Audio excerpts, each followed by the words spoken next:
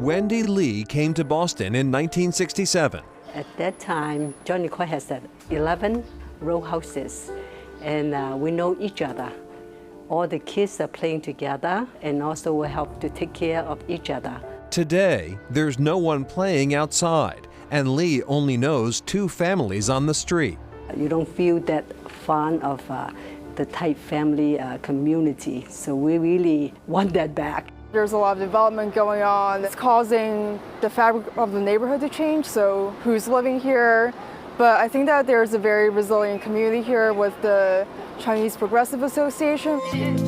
Karen Chen of the Chinese Progressive Association says the row houses in Chinatown were built as workforce housing. Now they are at risk of being torn down and replaced by high-rise buildings. They're kind of like the Chinatown brownstones. Previous to this area being Chinatown, there's other immigrants, but it had always really housed immigrant families. We feel like that is actually an important part of history. What we don't want to see is these major companies coming in, evicting long-time residents and turning it into luxury condos for the wealthy. The nonprofit Asian Community Development Corporation works to preserve Chinatown by building housing and community spaces. Over the last 3 decades, we have built close to 400 affordable apartments and condos here in Chinatown.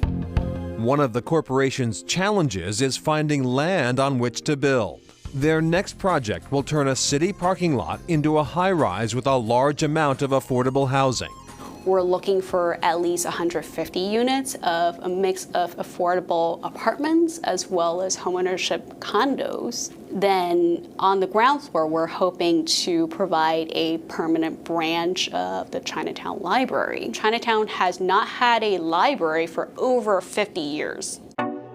But for the ACDC, it's not just about housing.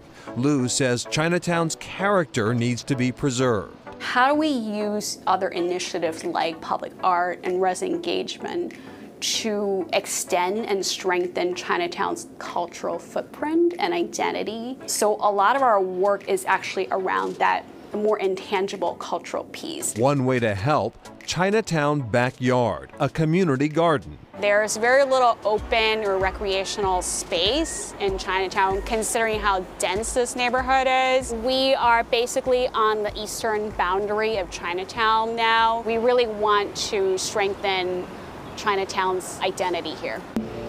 An identity that Liu expects will face changes in the coming decade. If you look at the trend of the census, the Asian population is decreasing over the years.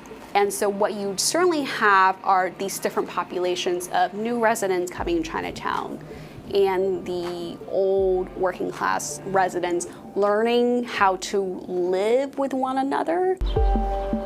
There's so many people who care about this community and care about the people who will ultimately be displaced at the rate gentrification is going if no action is taken. So many of the high-rise buildings in the neighborhood do have affordable units, but again, there are not enough. The ACDC helped develop units at One Greenway, Oak Terrace, and the Metropolitan, to name a few. The original Chinatown Library was actually demolished in 1956 to make room for the Central Artery, which also displaced more than 300 families and cut out a large section of the neighborhood. That's why Angie Liu and the Asian Community Development Corporation find it critical to preserve Chinatown's borders and expand its cultural footprint. I'm Erica Tarantel. That is Chronicle for tonight. Have a great night.